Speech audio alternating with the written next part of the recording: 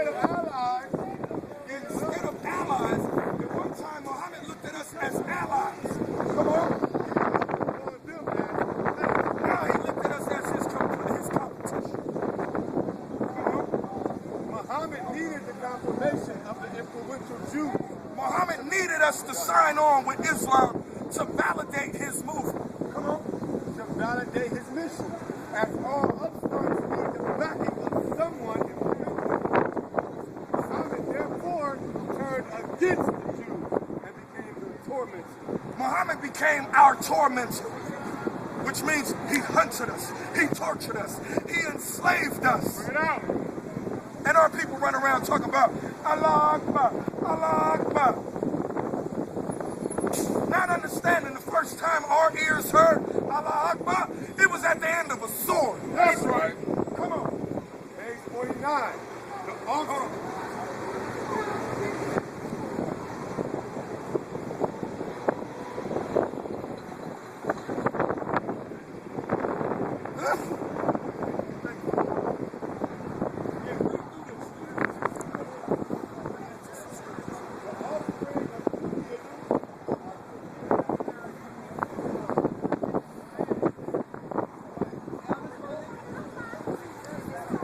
Hey, if y'all got any questions, feel free to take that over there though. No, we just want one of the papers, guys. Yeah, just if any questions y'all got, just go up front. We don't have questions. We want one of the papers. Yeah, you got to go up front. We do things decently and in order. I understand. Isn't he passing out papers? Huh? Isn't he passing out papers? What's your nationality? Peruvian. Peruvian? Yeah. What is that? Spanish. Spanish? Yeah. Like South America. South American? Am I allowed to have one? Yeah, if you to a tribe, yeah. Okay. Huh? I'm black. I told him I'm black. What's your nationality? I'm from Egypt. Blacks of color. Black from Egypt. What's your nationality? Palestinian. Palestinian? Yes, I Is that Arab? That's Arab. Palestinian. Yeah, that's only for the blacks, Hispanics, and Native Americans. Black, Hispanic. I'm black. How are you black? I'm black. Now, what's my color? On the job application, do you put African American? No, I'm black. Exactly, you're not I'm black. Right. But I'm They don't ask that question. like South America. You don't know your history? I guess I'm willing to learn. You gotta go over here and learn, brother. But can I have one of those so I can read about my history? Any questions you got, bro? Just go up front, though, I just man. want one of those. Well, here, Huh? just go over there. Let's get one. So I can't have one even though I'm Hispanic? I don't know. Okay, don't worry about it. Thank you. Walk over there. He said he needs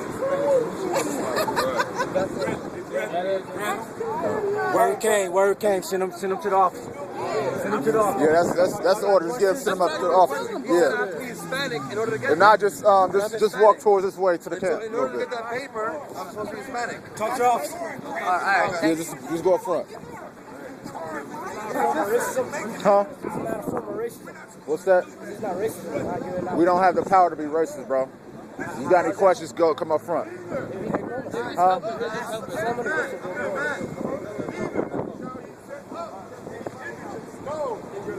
Any image of stone in your land. Every year when Islam goes to the temple in Mecca, what do they go and kiss? It's called the Kaaba stone. They bow down and they worship at this Kaaba stone. Come on. neither shall ye set up any image of stone in your land to bow down unto it. So if Muhammad was a holy man of God, he would have listened to this commandment right here. Right. And he would have destroyed the Kaaba stone Right. in Mecca. That's right. Read that again. Neither shall ye set up any image of a stone in your land. Read. To bow down unto it. To bow down to it. Meaning to pray to give worship, pay homage. This is why we out here. So that we can try to keep our people from falling under this disguise. Jesus is Muslim garbage. The Arab knows who his forefather is according to the Bible. That's right. They know their forefather's name was Ishmael. The Bible said Ishmael was a wild man. Who's wilder than the Arab? Who strapped C4 to their body and scream Allah Akbar and kill 50 people? Right. A wild man does that. Right. Yeah, you agree. Read that real quick, Genesis 16 real quick. You agree with that? A wild man straps C4 to their body. Do you know that's the description of Ishmael? That Ishmael would be a wild man. Islam is the religion of the wild man. And the black woman hates the black man so much that she'll join to the wild man. That's right. That's right.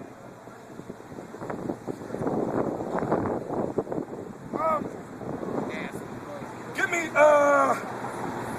Deuteronomy 36 and 16 and 17. Hey, I want to ask you something. Okay, go ahead. Jehovah's Witness is like the same thing. Like, I mean, because I ain't know them. I seen something. This is the thing about Jehovah's Witnesses. This is the thing about Christianity. This is the thing about what they're doing over here. They are not teaching you the Jesus of the Bible. That's right. Black Messiah. That's right. Okay, whenever the Jehovah's Witnesses are out, they're passing out flyers with a white Jesus on it. But at the same time, they tell you, oh, it doesn't matter what it looked like. Why ain't a black man on there? Why did they change the description? Give me Revelation. Revelation 1, 14, 15. Revelation chapter 1, verse 14. Bring it out. His head and his hairs were white like wool. Christ had hair like wool, just like God has.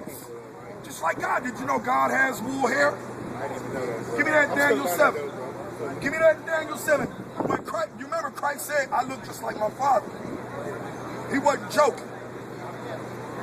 God is is what we would call a black man. That's right. If Christ looked like his Father, if Christ was described as a black man, then what does God look like? Bring it out. Come on. Daniel chapter 7 and verse 9.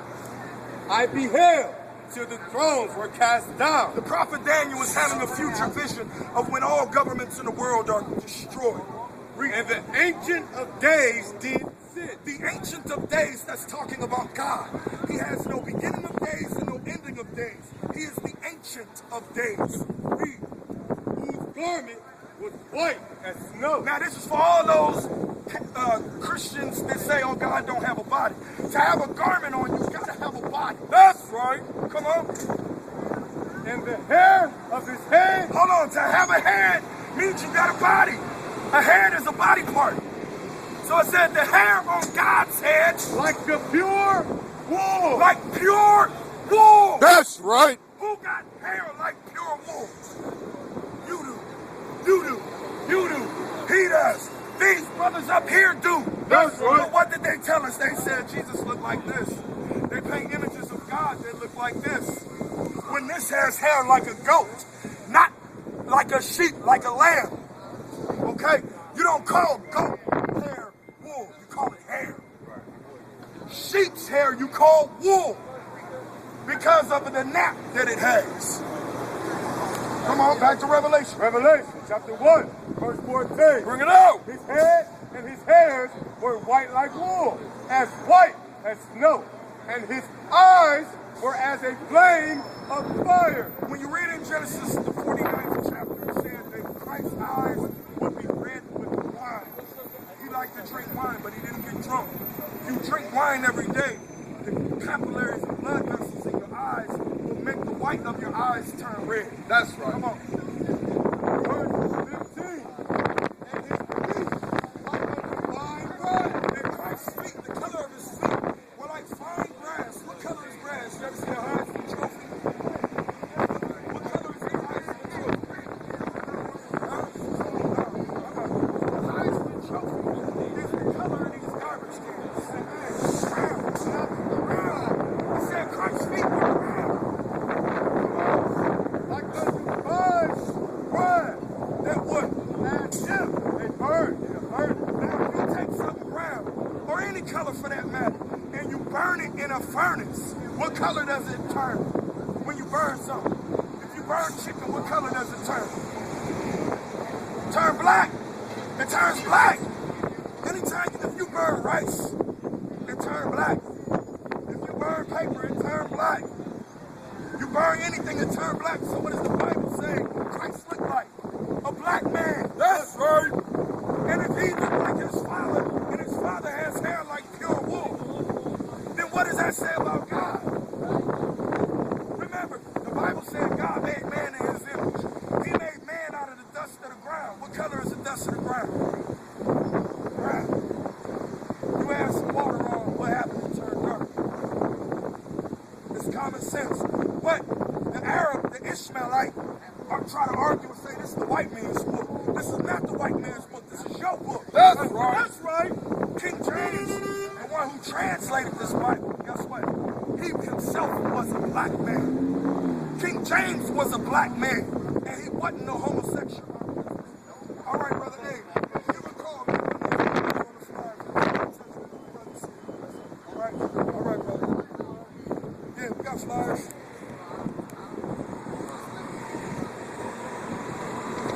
All right, all praise. Here, brother, one for you. Our people need to wake up now. Matter of fact, give me that real quick. Romans. I turn to wake up. It's time for our people to wake up. Our people been sleeping.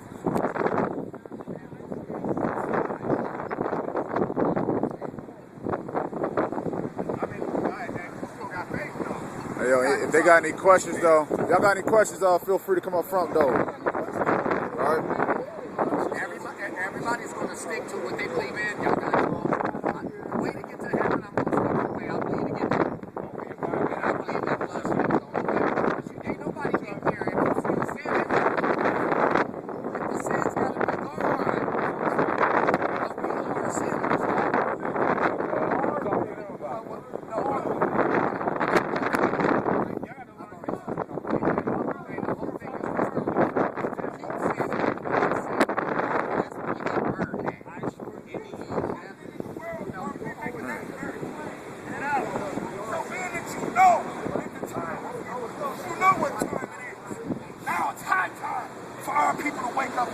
That's right. And come back and remember who we are. Give me that first, what is it, 2 Corinthians. But think of yourself. Let's do this. First, thank you. Show hand 1 second. Let me just give this scripture here. Verse 8, chapter 8, and verse 47. Yet, if they shall bethink themselves, The word bethink means to remember. God is talking about the children of Israel. Right. He said, yet if they remember who they are, in the land whether they were carried captives, and repent. let me ask you this question. Were we not carried away captive and brought to this land?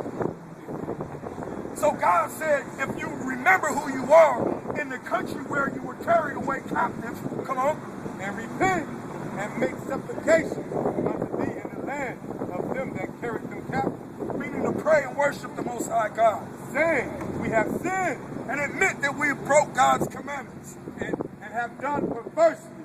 We have committed wickedness. Verse 48. And so return unto thee with all their heart, and With all your thought, with all your mind. That's what it means when it said return with all your heart. It's not talking about that organ in your chest. It's talking about your mind. Come on. and with all their soul, in the land of their enemies. In the land of your enemy. Now, real quick, I want to bring something out because we all can agree that we were brought here. We didn't decide one day, hey, let's go to America. We were brought here. Okay?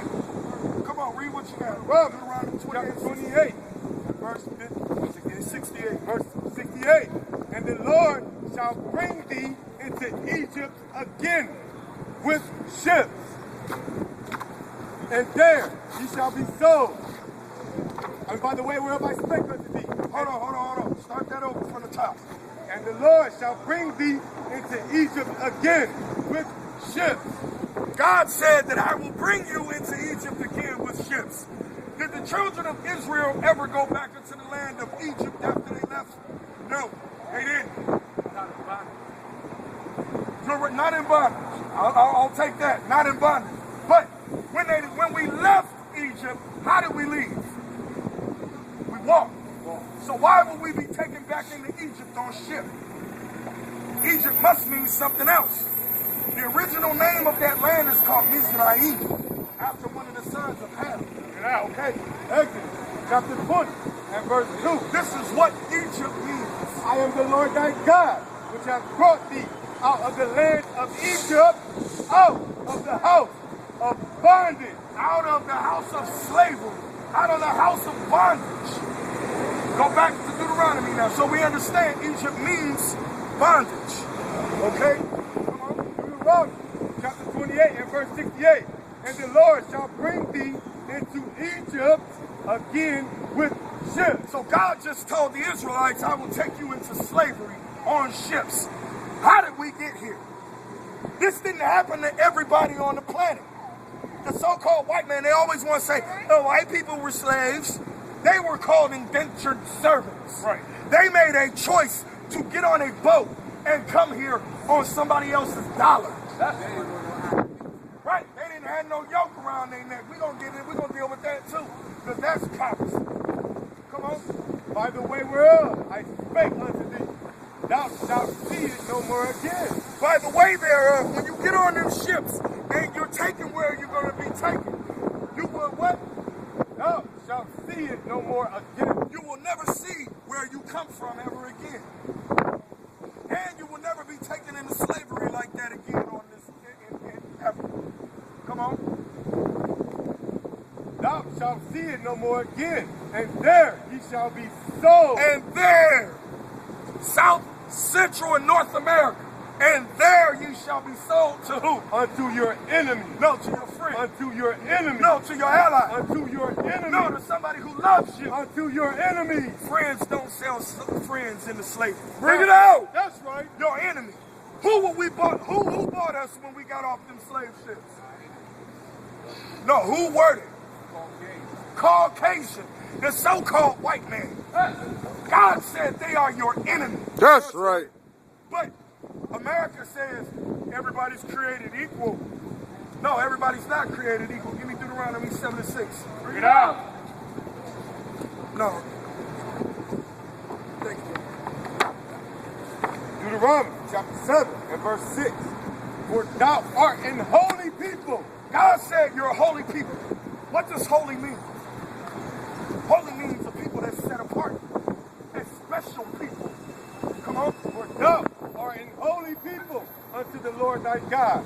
The Lord thy God hath chosen thee to be a special people unto himself above all people. No. Equal to all people. Above all people. Below all people. Above all people. Above all races of people on the planet. That's God right. chose you. That's right. That's blacks, Hispanics, and Native Americans, the real children of the 12 tribes of the house of Israel. That's right. Come on. That are above all people that are upon the face of the earth. No, they're just in your country. Upon the face of the earth. You're above all nations of people on this planet. God created you to rule this earth. But we broke God's commandments. Give me 28 and 15. So why is it gonna have Mexican Indians if Because the history that they don't teach us is that in 1492, when Christopher Columbus and the conquistadors came west, they took slaves from South America, Central America, from the Caribbean island, and they made them slaves in Portugal and Spain. They put yokes of iron on their neck. They put them in hard bondage on slave ships and sold them throughout Portugal, Spain, and Europe. When the white man came to North America, he took the Native American and made him slave in Europe. They don't teach that history. Because if they taught that history, then we as a people will be able to put two and two together and realize, hey, we have a common enemy. Right. Then we would stop fighting each other. Right. Then you wouldn't have what they call black on brown violence, where you had a so-called African American fighting the so-called Latin American. Then the Native American wouldn't think that he's a separate people from us. Okay? Matter of fact, give me Second Ezra chapter 13. This is how this side of the world became populated. And verse Okay, hold on. Before you continue, I want y'all to understand. We're reading from the King James 1611 Bible. This is a copy of the first print of the King James. This has in it what's called the apocryphal books. The books of the apocrypha. The books that were taken out in the late 1700s and in the early 1800s by the Protestant church, by the Christian church, because it's the bridge that gaps the Old Testament with the New Testament. Right now, we're getting ready to bring out to you how South, Central, and North America became populated. 2nd Ezra, chapter 13, and verse 40. Bring it out. Those are the 10 tribes which were carried away prisoners out of their own land in the time of Hosea, king. Now, let's talk about the 10 tribes of Israel, the lost tribes of Israel. Whom Salmanassar, the king of Assyria, led away captive, and he had carried them over the water, and so came they into another land. Now, that's when they took us in slavery and made our brothers and sisters of the northern kingdom of Israel slaves in Assyria.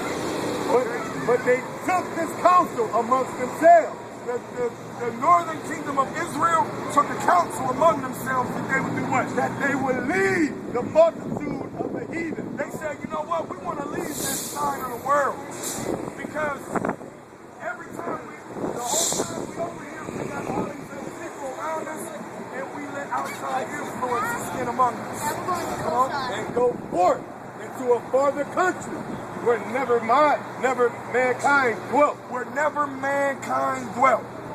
When Christopher Columbus came over here, what did they think they found? The New World. Okay?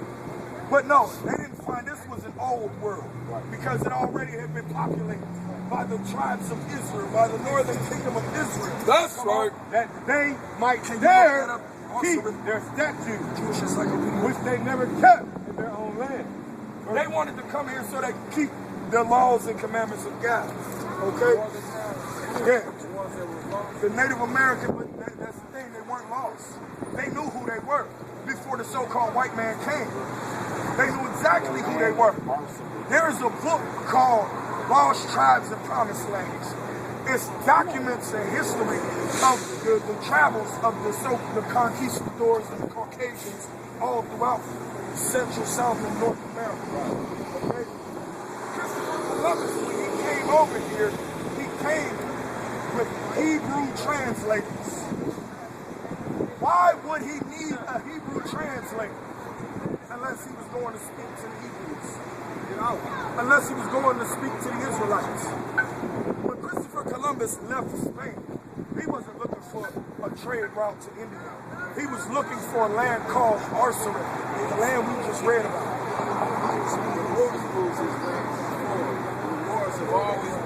No, the Moors did not rule this land right here. This land was always controlled by the tribe of the Cat, the Native American Indian. Those that left so they could keep God's law.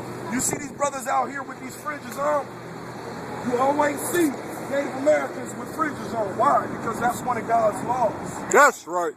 That's the law of God. Give me that Numbers 15:38. See the giant eagle heads?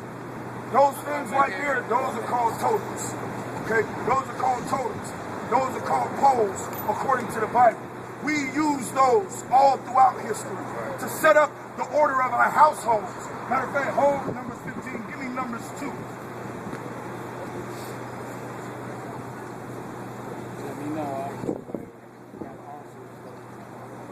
Or Numbers 1. Numbers 1. Numbers, chapter 1, verse 18.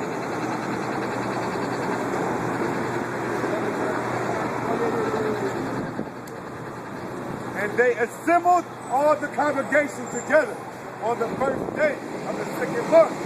And they declared their pedigree after their families by the house of their father. Now this lets you know that Jewish people are not the real Jew because they say that their lineage is called after the house of their mother.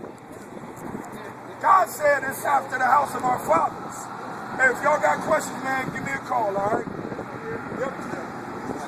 Right on the back, bottom left. Yeah, bottom right. Come on.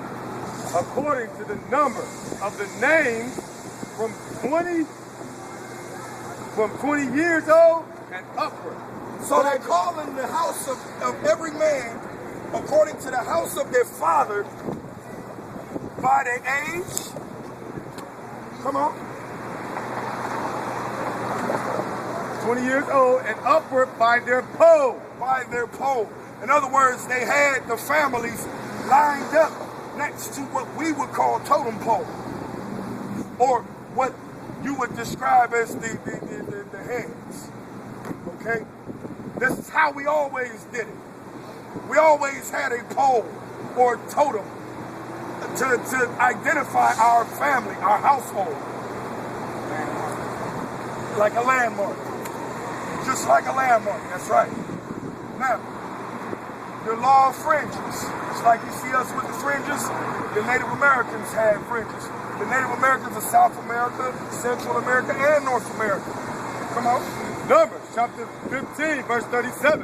And the Lord spake unto Moses, saying, Speak unto the children of Israel, and bid them that they make the fringes in the borders of their garments. So God told Moses to command the children of Israel to put fringes in the border of their garments for how long? Throughout their generations. Forever. As long as you generate offspring, you gotta have fringes. And that they put upon the fringe of the borders a ribbon of blue. So this is why you see the blue ribbon on the border of our fringe. Come on. And it shall be unto you for a fringe. Now a fringe, think of a fringe like this. The Hoover Dam is a fringe. Okay? It protects the low-lying residential neighborhoods from the waters that are behind the wall. These signs here are a fringe between us and you. Okay? So God said these are supposed to be a fringe that what? That ye may look upon it and remember all the commandments of the Lord and do them. To remember all the laws of God and do them. This is why we come out here. So we can remind our people of God's law. Because it was because we broke the commandments of God that we're even in this country to begin with. Okay? Give me that. Deuteronomy 28:15. Deuteronomy chapter 28, verse 15. Bring it out!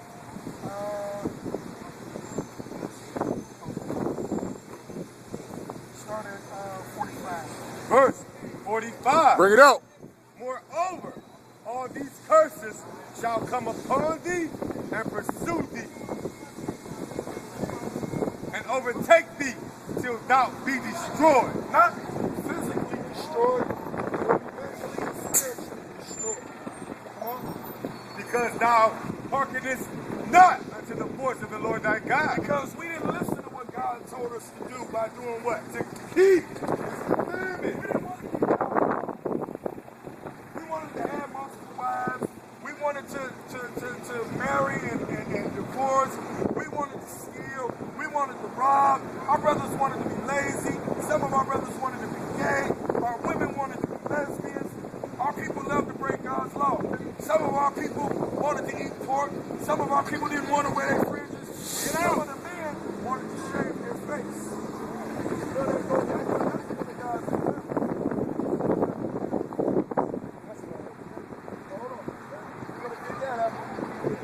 Keep his commandments and his statutes, which he commanded thee.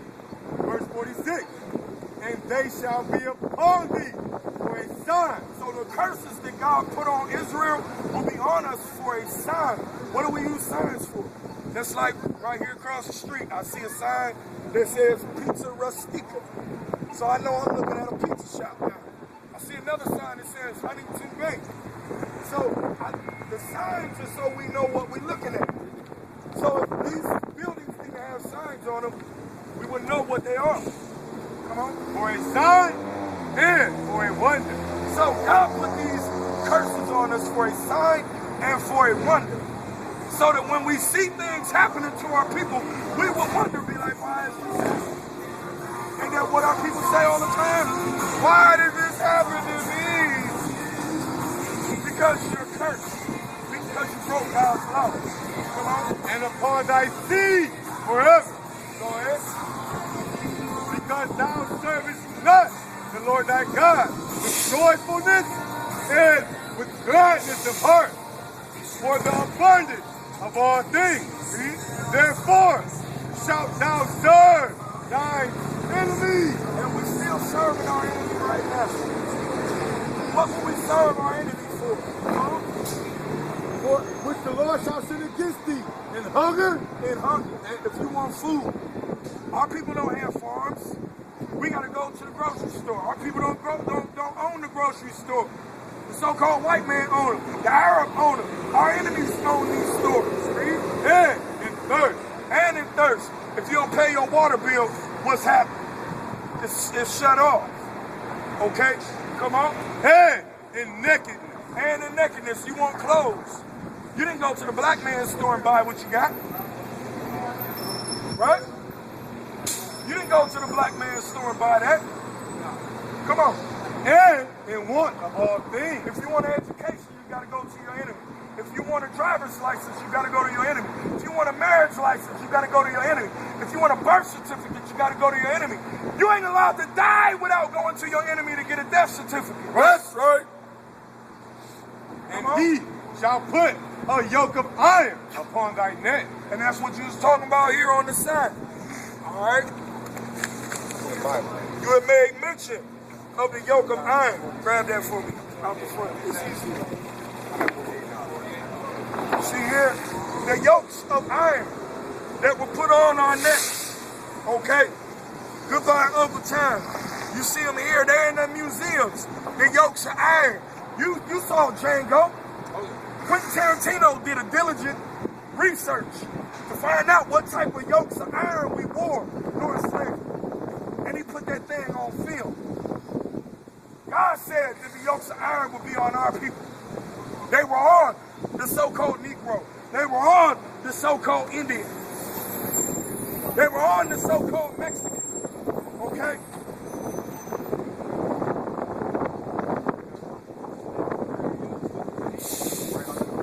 Right there. That's not us. That's the Indian right there. That ain't one of us. Okay? This right here, this from the tribe of Reuben. They look like us, but they not us. No. The yokes of iron were on all of us. Come on. And he shall put a yoke of iron upon thy neck until he have destroyed thee. Until we were destroyed as a people. Until we no longer rebelled. Until there were no longer slave revolts. Until it broke in our spirit. Destroyed our mind. And made us completely subservient to him. Now, that was something that you had just made mention of.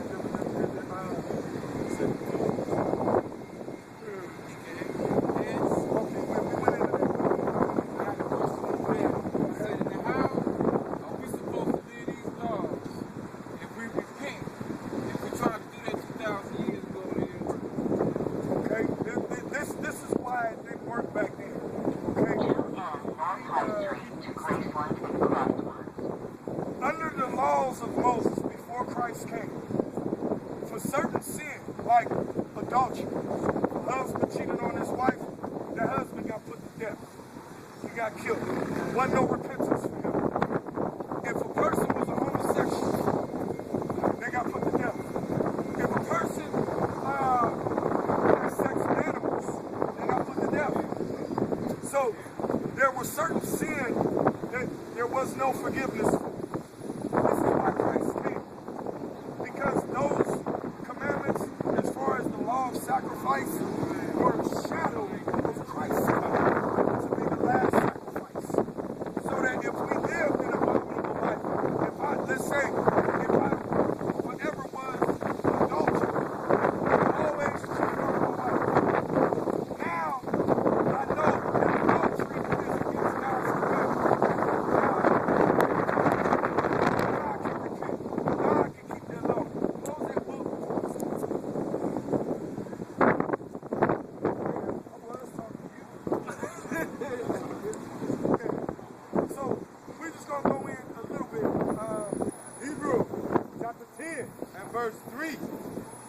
But in those sacrifices, there is a remembrance again made of sins. So every time we make a sacrifice, it always brought up all sins.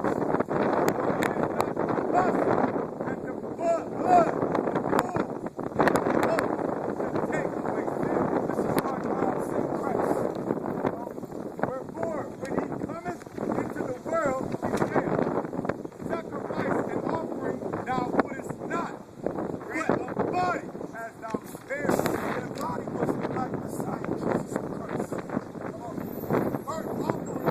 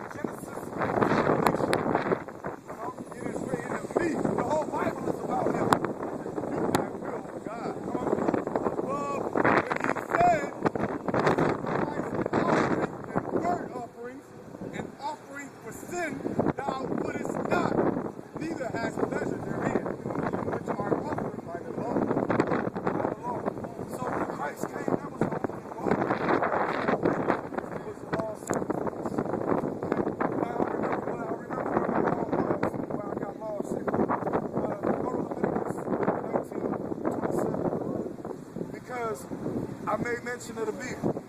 Okay, our people like to wear beards. People didn't like to wear beards. And a lot of our people even today don't like to have a beard. Okay, my dad is 68 years old. He still refused to grow a beard. He just got a little bit of mustache. But I'm going to ask you this question. There are 2 names, 2 different types of people on this earth that don't have beards on their faces. Yeah. There's 2 types of people that don't have a beard. Women and children. So when you're a man, you're supposed to have something on your face to show you're a man. Okay? So I'm going to read out of the Bible dictionary real quick. This is the Zondervan Bible Dictionary. And I'm going to read the definition of beard. If I can find it.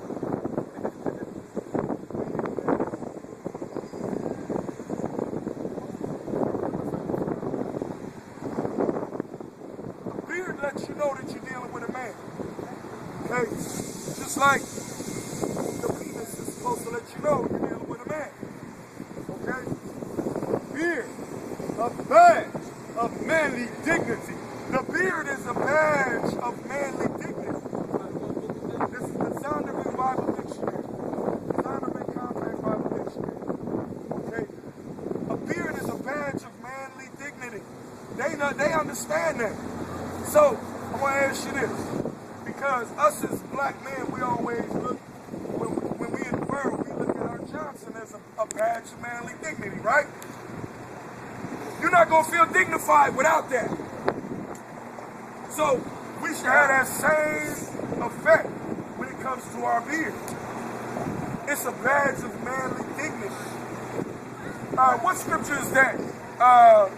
Was it 2 Samuel 10? Yeah. Sagging in their beard. 10 and 4. 10 and 4. Yeah, give me that. 2 Samuel 10 and 4. Do you know that in the ancient days, a man that could grow a beard was not allowed to come into Jerusalem without his beard? You couldn't even go into the Holy Land with a shaved face. Come on, 2 Samuel chapter 10 and verse 4. bring it out. Wherefore, none that man and shave off the 1/2 of their beard. So our man went to war one time, and our enemy, Hanan, took the man and shaved off half of their beard, shaved half of their face. He did something else to it too. And cut off their garments in the middle. He chopped their clothes off so that they was ass out. So There's two things that are undignified for an Israelite man. Not having a beard and showing your ass. Sagging. Come on. Even to their buttocks. Even to their buttocks. Sent them away. So he left them literally ass out. Come on. Just how our young men be walking around society. Right. Ass out. Right. Thinking that they look cool. That's right. It's that brainwash when they snatch that belt from jail. Right. They get indoctrinated. Well, it ain't even just that. That whole sagging was how, as far as today's society, that started in jail. That was how the new people in jail let the inmates know whether or not they wanted to fight or have sex to get by in jail. That was how they let them know. So if you come in there with your pants up, you letting everybody in there know you'll fight. But if you come in there with your pants down, that's a sign of submission. That's just like tucking your tail. Come on. Verse 5. When they told it unto David, he sent to meet them, because the men were greatly ashamed. So when the men had their face shaved and they was ass out, they were ashamed. And the king said, tarry at Jericho until your beards be grown. Now, King David said, hey, y'all stay with Jericho? Jericho. He said, y'all stay in Jericho until your beard grow back. Don't even come back this way. Yeah. The king of Israel said, don't you bring your ass back here. It's verse. Go ahead. Is that it? Okay. So that lets you know, you're not even worthy to come into the kingdom of Israel without your beard. That's right. Now we're going to read the commandment. Leviticus chapter 19 and verse 27. Bring it out. Ye shall not round the corners of your head. Make sure you get them on there. Okay, because it need to be centered. Neither shalt thou look the corners of thy beard. God said to Moses, you're not to create baldness on your head. That's what it means to round the corner of your head. You don't make baldness on your head. Now, if your hair fall out, then it fall out. That's God to be in there. Okay? It said, neither shall you mar the corner of your beard. When you mar your beard, you take away from the natural hairline. You remove the side of your beard. Now, we're going to read to you where it says it plain, flat out. Leviticus chapter 21 and verse 5. They shall not make baldness upon their head. They shall not make baldness on their head. So ain't nobody supposed to be taking the Gillette and rocking the Michael Jordan, rocking the Tupac, or the Rick Ross. Okay? Come on. Neither shall they shave off the corner of their beard. Neither shall they shave off the corner of their beard, which kind of goes into rocking the goatee. Because when you shave off the corner of your beard, this is the corner of my beard right here. If I shave that off, what I got? I got a goatee. I don't have a beard no more. Okay? Our people are told that it's an unclean thing. Oh, you can't wash your face, that's garbage. My face is damn clean. You know? Matter of fact, what we about to do, we about to switch teachers. You're welcome to stay and ask the next teacher some questions, all right? She got a question here. Okay, hold on one second. Sons of